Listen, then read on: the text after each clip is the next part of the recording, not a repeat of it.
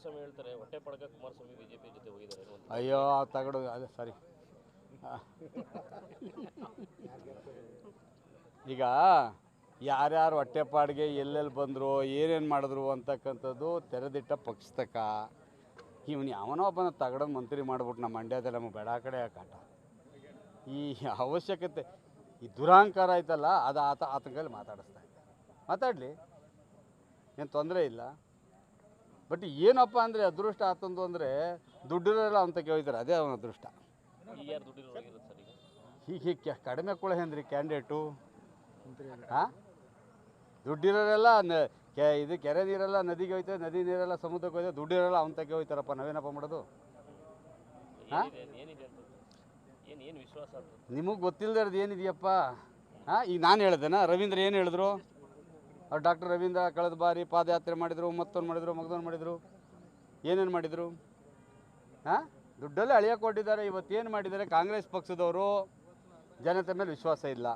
ಏನಾದರೂ ಮಾಡಿ ದುಡ್ಡಲ್ಲಿ ನಾವು ಈ ಅಧಿಕಾರವನ್ನು ಕೊಂಡ್ಕೋಬೇಕು ಅಂತಕ್ಕಂಥ ತೀರ್ಮಾನ ಮಾಡಿ ಆ ಕೆಲಸ ಮಾಡ್ತಾರೆ. ಪಾಪ ಅಭ್ಯರ್ಥಿಗಳಿಗೆ ಇನ್ನೂ ಅನುಭವ ಕಮ್ಮಿ, ಬೇರೆದರ ಅನುಭವ ಹೆಚ್ಚಿಗೆ ಇರ್ಬೋದು, ರಾಜಕಾರಣವಾಗಿ ಅನುಭವ ಕಮ್ಮಿ ಇದೆ. ಪಾಪ ಏನೋ ಮಾಡಲಿ ಬಿಡಿ. ನೀವೆಲ್ಲ ಈಗ ಒಂದು 5-6 ತಿಂಗಳಿಂದ ನಮ್ಮ ಮೌನ ನಿಮಗೆಲ್ಲ ಉತ್ತರ ಕೊಟ್ಟಿಲ್ವಾ?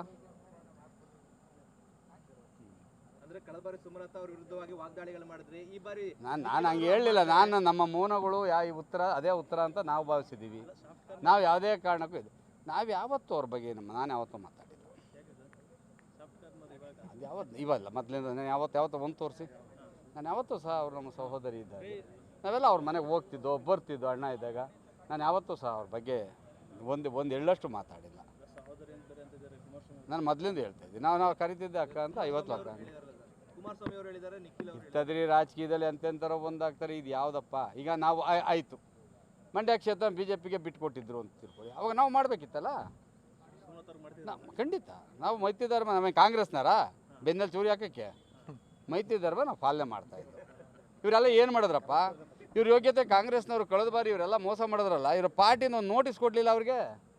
ಸಿದ್ದರಾಮಯ್ಯನವ್ರು ಒಪ್ಕೊಬಿಟ್ರು ನಾವು ಅನ್ಯಾಯ ಮಾಡ್ಬಿಡೋ ನಿಖಿಲ್ಗೆ ಅಂತ.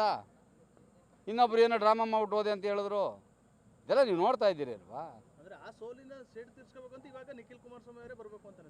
ಇಲ್ಲ, ಅದಕ್ಕೆ ಸಂಬಂಧ ಇಲ್ಲ. ನಮ್ಮ ಪಕ್ಷದ ಇದು ಇಂಟರ್ನಲ್ ಮ್ಯಾಟರ್. ಇದು ನಮ್ಮ ಪಕ್ಷದ ಯಾರು ಅಭ್ಯರ್ಥಿ ಆಗಬೇಕು ಅಂತ ನಾವು ತೀರ್ಮಾನ ಮಾಡ್ತೀವಿ. ನಾವು ಜನಗಳ ಆಸೆ ಏನಿದೆ ಅಂತಕ್ಕಂಥದ್ದು ನಮ್ಮ ಹೈಕಮಾಂಡ್ ಸೂಕ್ತ